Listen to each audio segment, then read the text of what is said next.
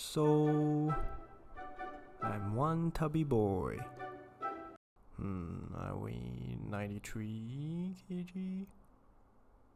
179. And I have set out a goal at the beginning of 2023 to complete a half marathon, which I did earlier this year. Now, I do not have any recordings as proof, but here's a picture of a beer I drank at the event. Oh yeah, there's also the finisher tee, but nobody cares about that, so let's move on. The ultimate goal for 2023, as you have probably guessed it by now, was to complete a full marathon. Like many, I have always dreamt of crossing the finishing line, pointing to the crowd like I was Eliud Kipchoge. But unlike those who have that dream, I was overweight. The initial plan was to lose some weight before taking on this challenge. However, food is just so damn good and I can't get my fat ass to put the fork down. But at least I was fat and happy. Even though the diet did not go as planned, I did train for the marathon, or at least tried to. The most I did was 25 kilometers, but I felt ready. So, without further ado, this is the marathon experience by a chubby boy. My partner, who was doing the half marathon, and I checked into the race village at about 4:15 AM. I signed up for Pen G, which was for finishes of 6 to 7 hours. I was actually quite confident in doing it under 7 hours. No way I'll take that long. The flag off was at about 5:30 AM. My energy was high and I felt super ready to go. Within minutes of running, we noticed a few Pen A and B runners returning on the other lane.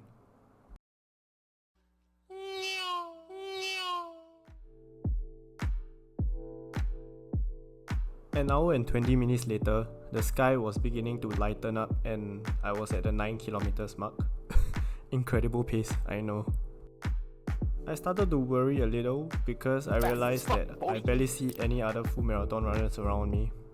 Because I was slightly panicky, I only slowed down to sip on some gels, and these Mandarin orange goo gels are too addictive. I can't stop hitting them.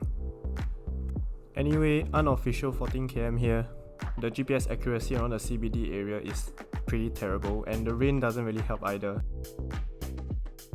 This split point ahead sign meant that we are about to cross the 14 km mark, which is also where the paths of the full and the half marathoners will split up. At this point, about 2 hours have passed since the start of the race, and I felt a little worried knowing that there is still 2/3 of the race left.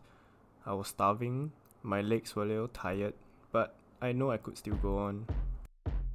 2 hours and 80 minutes, average pace of 840 minutes per km. Just trying my best to hang in there. Started walking at about 18 km. At this point 2 hours and 39 minutes has passed. Caught second wind and started running again at 20 km mark. And I remember this very clearly. I ran past the 23 km mark, which was Marine Cove at East Coast Park, and got the first of my many cramps. This part of the race was probably my least favourite. It just felt like a never-ending stretch. It was drizzling, the floor is wet, I'm cramping. Just felt like a nightmare. But I was for sure not quitting. I never even thought about it. 4 hours in, 26 km done. Lady Gaga and Michael Jackson came out to support. Talented, brilliant, incredible. From 29 km all the way to 32 km, honestly, nothing much happened other than a few cramps to my thighs that I couldn't shake off. And you can see me slowing down a ton here. 5 hours and 8 minutes at 32 km mark. At 33 km though, I was treated to a really nice view of the beautiful Marina Bay Sands right beside the Singapore Flyer. 34 km, 5 hours 27 minutes. I was just hoping to finish the race under 7 hours.